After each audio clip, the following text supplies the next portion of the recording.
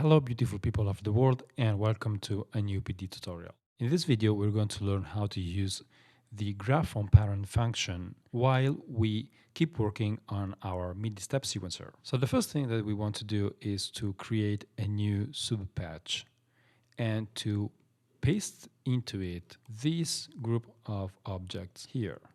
So let's cut this object, Ctrl X or Command X on Mac. And we want to create a subpatch. So basically we have to create a new object and we can type in PD and then the name of the subpatch. Now a subpatch is a patch within another patch. So let's say that we want to call this one steps. And when we click out of the rectangle, we can see that a new patcher window appears. Whatever we put into this patcher window is going inside this object here. So let's paste the object that we cut from the main patch. And as you can see, we have the previous object into a new patcher window. To receive signals into our subpatch, we can create an inlet using the inlet object. So again, new object, we write in it inlet. And as you can see, an inlet appears into the PD subpatch object in the main patch. So we're going to use this inlet for the bangs that we receive from the cell object. And then, of course, we need 3 outlets for the MIDI note value, the velocity value, and the milliseconds value. So let's create 3 outlet objects.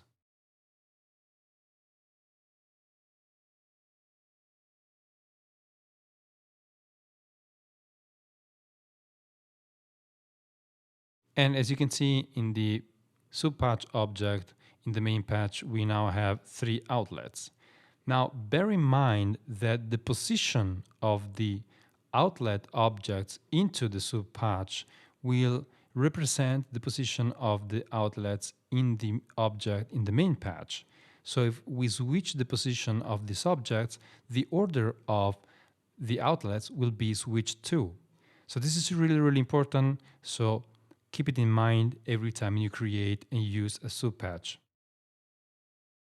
So now we can connect the MIDI note section to the first outlet. And now we can connect the velocity slider into the second outlet and milliseconds value to the third outlet.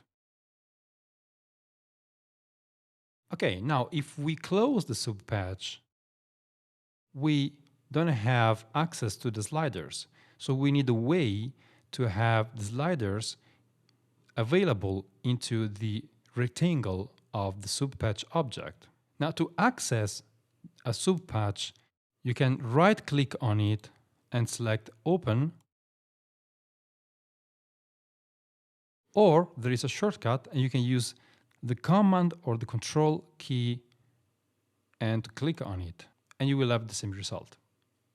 So to visualize graphical objects into the rectangle, into the graphical representation of a subpatch object, we use the graph-on-parent function in PD. So to access the graph-on-parent function, we right-click on the blank portion of the subpatch and we choose Properties.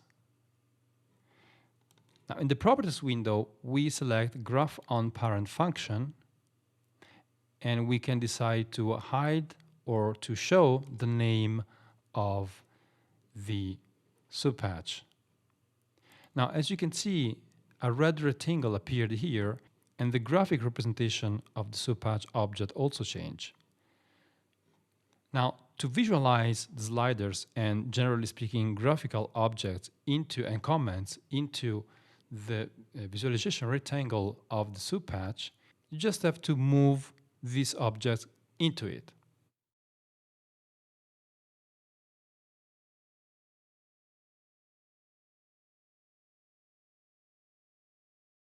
Well, we can get rid of this number atom here and we can put this into the rectangle. Now, of course, there is not enough space for the sliders and the numeratom, but we can change the dimensions of the representation rectangle, the visualization rectangle. So again, right click. Again, we click on properties. And here we can change the size of the rectangle. So this is the horizontal size, let's say 200. And this is the vertical size, let's say 300. Now these are pixels. So, well, now it's just too big, too high. So we can change back again into, let's say 180. Let's see if it works. Yeah, pretty much there. Maybe 160. Yeah, that's pretty much it. Okay, now if we close the Subpatch, you can see that we have our graphical representation and we can access our controls.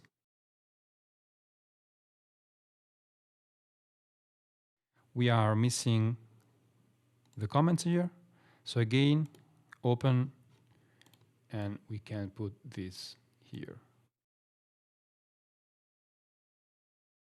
Now, of course, you can work to make the graphical interface of this Subpatch much more pleasant, but I don't want to make this tutorial too long. So this is the first step of our step sequencer. So we can connect the outlet of the cell object to the inlet of our Subpatch, and we can restore the connections for the MIDI note, velocity, and note duration. Okay, this is just one step, but we have 8 steps, of course. So now you have 2 choices. You can copy and paste this object for every step of the sequencer. So basically you will have 8 of these Subpatch objects and you will make the connections like this. So again, MIDI note number, velocity number,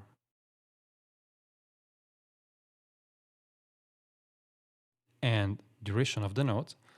Or you can use one Subpatch and put in it 8 steps with 3 controls each, of course. Now this is up to you and your personal tastes. Okay, so that's it for this tutorial. This is the graph on parent function. Again, you can command or control click to open a file in the edit mode. Or you can use the right click option and open.